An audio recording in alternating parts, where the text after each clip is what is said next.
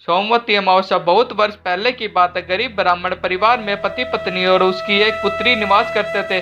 सारा परिवार प्रभु भक्ति में लीन रहता था। उसकी पुत्री सुंदर, संस्कारी और गुणवान थी। वह उसके लिए वर की तलाश कर रहे थे, किंतु निर्धन होने के कारण उसके विवाह में अड़चने आ रही थी। प्रभु कृपा से उनके घर में एक महात्मा आए। उस कन्या की सेवा भावना से खुश होकर उन्हें उसे आशीष दिया। उस लड़की के पिता ने कहा, महात्मा जी, बहुत समय से हम आपकी लड़की के लिए वर की तलाश कर रहे हैं, मगर हमारी गरीबी की वजह से हर बार बात बनते बनते रह जाती है। कृपया बताइए, आप हमारी बेटी के हाथ पीले होंगे।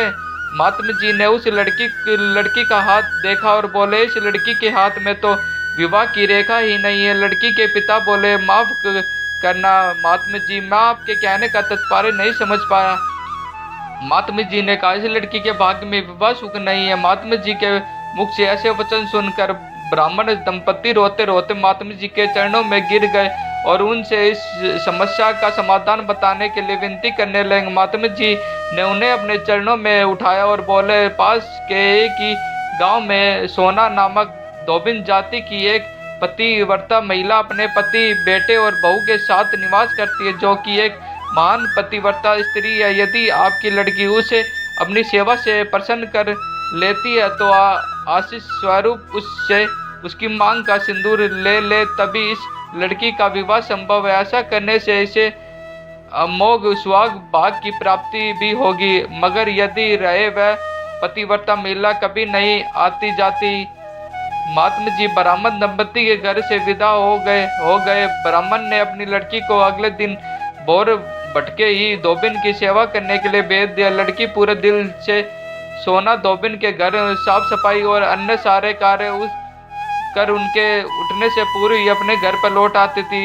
यह क्रम बहुत दिन तक चलता रहा। एक दिन सोना धोबिन अपनी बहू को शाबाशी देते हुए बोले, तुम तो ब्राह्मण मुहूर्त से उठकर ही घर का सारा काम कर लेती हो और मुझे आभास भी नहीं होता। बहू बोली, नहीं माता जी, मैं सुबह देर से उठती हूँ, मुझे लगा घर के सारे काम आप करती है। अगले दिन और भोर भटके ही सास बहू उठ कर घर के एक कोने में छिप कर निगरानी करने लगी कि कौन है जो ब्रह्मा मुहूर्त से में ही घर का सारा काम करके चली जाती है। अपने निर्धारित समय पर ब्राह्मण की बेटी आई और मुख से भजन करते करते घर का काम दिल से करने लगी। अपना काम पूरा होने के जब वह जाने लगी तो सोना धोबी ने उससे पूछा, तुम कौन हो बेटी, और इस तरह छुप कर मेरे घर का काम क्यों करती हो। ब्राह्मण की लड़की ने उन्हें महात्मा द्वार कही और सारी बात बताई। सोना धोबिन पतिव्रता होने के साथ साथ नेक दिल की थी और इस लड़की की मदद के लिए तैयार हो गए। उस दिन सोमवती अमावस्या थी। वह उस लड़की के साथ बिन अन्न जल ग्रहण किए उसके घर की ओर चल पड़ी।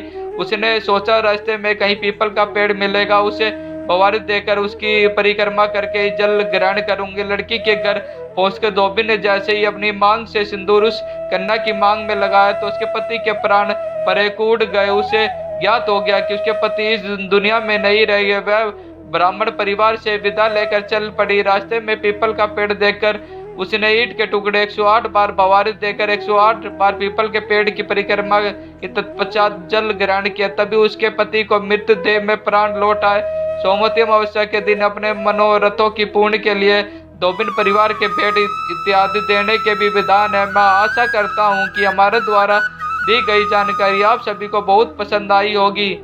इस पोस्ट को अपने फेसबुक, व्हाट्सएप, इंस्टाग्राम पर जरूर शेयर करें। हमारे ब्लॉग को like, share, comment and subscribe जरूर करें ताकि हमारे लेटेस्ट पोस्ट और नोटिफिकेशन प्राप्त हो सके। धन्यवाद। आपका दिन मंगलमय हो।